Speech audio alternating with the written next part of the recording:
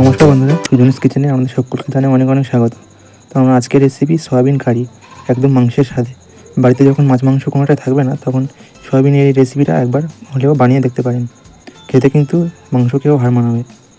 তো চলুন আর দেরি না করে দেখে নেওয়া যাক রেসিপিটি। তো এখানে আমি জলের মধ্যে লবণ দিয়ে ভালো করে একটু মিশিয়ে নিচ্ছি। জলটা যখন ফুটে উঠবে তখন এর মধ্যে দিয়ে দিতে হবে সয়াবিন। আমি এখানে 1 বাটি পরিমাণে সয়াবিন নিয়েছি। তো সয়াবিনটা দিয়ে 2 থেকে 3 মিনিট সয়াবিনটা একটু সিদ্ধ করে নিতে হবে। তো ফিরে আসলাম 2 থেকে 3 মিনিট পর। দেখুন সয়াবিনগুলো ফুলে অনেকগুলো বড় হয়ে গেছে। তো এবার একটু ঠান্ডা করে আর জলটা ছেঁকে নিতে হবে। তো দেখুন আমি জলটা ছেঁকে নিচ্ছি। জলটা ছেঁকে একটা বাটির মধ্যে নিয়ে নেব। তো এইভাবে সবগুলো সয়াবিন আমি ছেঁকে নিয়েছি। তো এবার কড়াইতে দিয়ে দেবো 2 টেবিল চামচ সরষের তেল। তো তেলটাকে ভালো করে গরম করে নিতে হবে। তো তেলটা যখন গরম হয়ে যাবে তখন দিয়ে দেবো 2টো মিডিয়াম সাইজের ডুমো ডুমো করে কেটে রাখা আলু। তো আলুটা দিয়ে একটু নাড়াচাড়া করে নেবো। তারপর এর মধ্যে দিয়ে দেবো 1/4 চা চামচ লবণ এবং 1/4 চা চামচ হলুদের গুঁড়ো।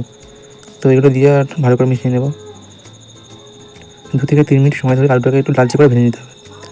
তো আলুটা ভাজা হয়ে গেছে, এবার আলুটা তুলে নেব।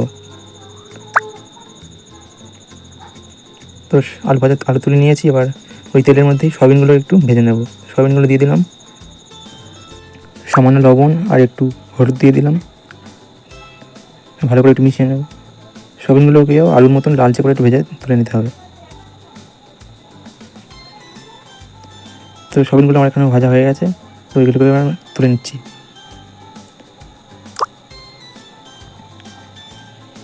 তো এবার কড়াইতে আর দিয়ে দেবো 2 টেবিল চামচ সরষের তেল।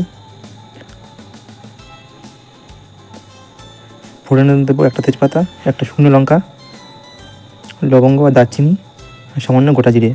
ফোড়নটাকে দিয়ে কয়েক সেকেন্ড একটু ভেজে নেব। তারপর এর মধ্যে দিয়ে দেবো 2 থেকে 3টে মিডিয়াম সাইজের পেঁয়াজ কুচি। পেঁয়াজ কুচিটা দিয়ে একটু ভালো করে নাড়াচাড়া করে নেব।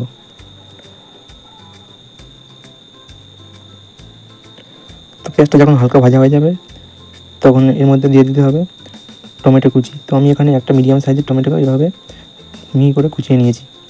দেবো 2টো চেরা কাঁচা লঙ্কা। সব কিছু দিয়ে আবার ভালো করে একটু মিশিয়ে নেব। তো এবার দেবো 1/2 চা চামচ লবণ। লবণটা দিয়েও একটু ভালোভাবে মিশিয়ে নেব। তো লবণটা দেওয়ার কারণে টমেটো আর পেঁয়াজটা তাড়াতাড়ি একটু গলে যাবে। তো এবার দেবো 1/2 চা চামচ জিরে আর ধনে বাটা। আমরা চাইলে এখানে জিরে আর ধনে গুঁড়ো ইউজ করতে পারি, তো আমি এখানে বাটাটাই ইউজ করেছি। তো একটু মিশিয়ে নেবো ভালো করে। এবার দেবো 1 চা চামচ আদা রসুন বাটা। আদা রসুন বাটাটা দিয়ে একটু ভালোভাবে মিশিয়ে নেবো যতক্ষণ না আদা রসুনের কাঁচা গন্ধ চলে না যায়। তো 2 থেকে 3 মিনিট একটু ভেজে নিয়েছি। তারপরে আমরা দিয়ে দেবো 1/2 চা চামচ হলুদ গুঁড়ো, 1/2 চা চামচ লাল লঙ্কা গুঁড়ো। এগুলো দিয়েও 2 থেকে 3 মিনিট একটু কষিয়ে নেব। মশলার বাটি ধুয়ে সামান্য একটু জল দিয়ে দেবো। আবারও 2 থেকে 3 মিনিট একটু কষিয়ে নেব। তো এবার দিয়ে দেবো সামান্য একটু চিনি। চিনি দিলে স্বাদটা একটু ব্যালেন্স হবে। তো চিনিটা দিয়েও আবার একটু কষিয়ে নেব। তো এবার দিয়ে দিচ্ছি ভেজে রাখা আলুটা দিয়ে একটু নাড়াচাড়া করে নেব।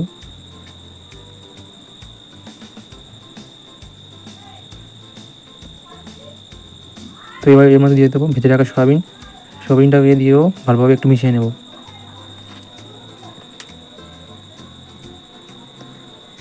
তো দেখতে পাচ্ছেন ভালো করে কষানো হয়ে গেছে। একটু সময় নিয়ে ভালো করে কষিয়ে নিতে হবে।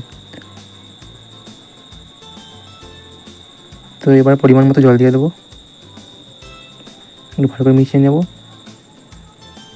এবার ঢাকা দিয়ে 5 মিনিট রেখে দেবো, একদম মিডিয়াম টু লো ফ্লেমে। তো ফিরে আসলাম 5 মিনিট পর। একটু হালকা করে নেড়ে দেবো। তো গ্যাসটা এবার অফ করে দিয়েছি। আমার তরকারিটা প্রায় হয়ে গেছে। নামানোর আগে একটু দিয়ে দেবো 1/2 চা চামচ গরম মশলা গুঁড়ো। তো গরম মশলা দিয়েও ভালো করে একটু মিশিয়ে নেব। তো তৈরি হয়ে গেল একদম মাংসের স্বাদে সয়াবিন কারি।